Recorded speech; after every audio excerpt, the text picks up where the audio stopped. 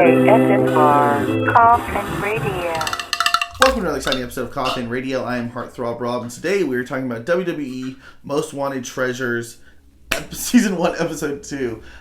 Pretty good episode here, man. This one has... Last week we had the Mankind episode. This week we have the Brothers of Destruction. We have Kane and The Undertaker both making appearances here. Undertaker throughout, and... fuck yeah, dude. I mean, the show isn't the craziest, coolest, you know, unless you're super wrestling mark, you get to see like cool clips, but it's more of like a storage wars, or I don't know, it's definitely A&E, you know what I mean? But if you like wrestling like I do, you still get to see some cool clips, cool behind the scenes stuff. If you see characters, you know, the real person behind them. Like, you know, Mankind's my era, so I know how Mankind is. I've actually met him too. I've met him before. And with The Undertaker, I've met him as well. And dude, you get to see like how cool The Undertaker is, man. He's just like behind the persona that he did for 30 years. He's just a cool, laid back. You can tell he's a good old Texas boy, you know, God country and football, you know, you can just feel it, and just like a cool dude. You can feel that people like want to be extra around him or want to be like, oh my God, it's The Undertaker, like you're so cool. And he's just, all right, man, hey brother, how you doing? You know, real cool, laid back guy. Like his jokes are like clever the way he is. He's just kind of like old school. You definitely feel like somebody's uncle, like 80s style, dude. Like you could tell that dude was rocking and rolling in the 80s. You know, I'm sure the 90s were great fucking time for him, but in the late 80s that dude was still a somebody, you know. In the early 90s he's more of that era. Don't get me wrong, I know he ran roughshod in the 90s and the 2000s, but you could tell like the late 80s, early 90s, you get that kind of vibe from him. Anyways, but the Undertaker's here. They meet up with Kane, and they're trying to just get the best stuff that they can. So they end up trying to get the very first original urn from Paul Bearer. They call it I forget what the name of it called, the original urn, like the jealousy urn or the turn, just something that where the Undertaker, you know,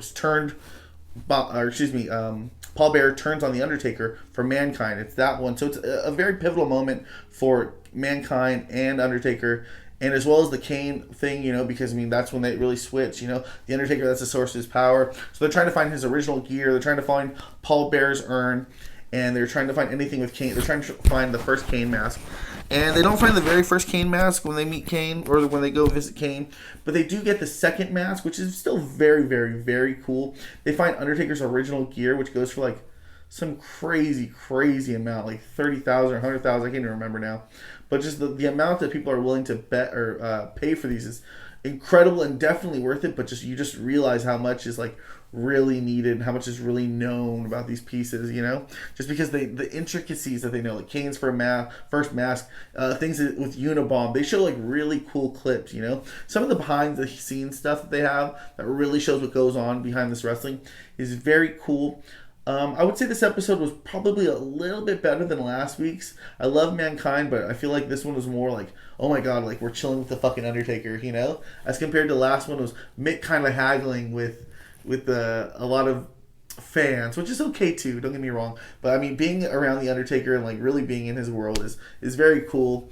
Mark Calloway, fucking hell of a guy, looks amazing still. You get to see him put on his old stuff, was cool. Dude, they brought out the mask. That was a major thing for me when they brought out the Undertaker mask, because I'm from that generation. So when that happened in 94-ish, 95, because that was Mabel, right? Mabel and Yokozuna, they did it that's when they said it kayfabe, when they're all jumping on him. But I think it was actually from Mabel who hit him, or they explain it here as Mabel who hit him, but kayfabe wise it was Mabel and Yokozuna splashing on his face.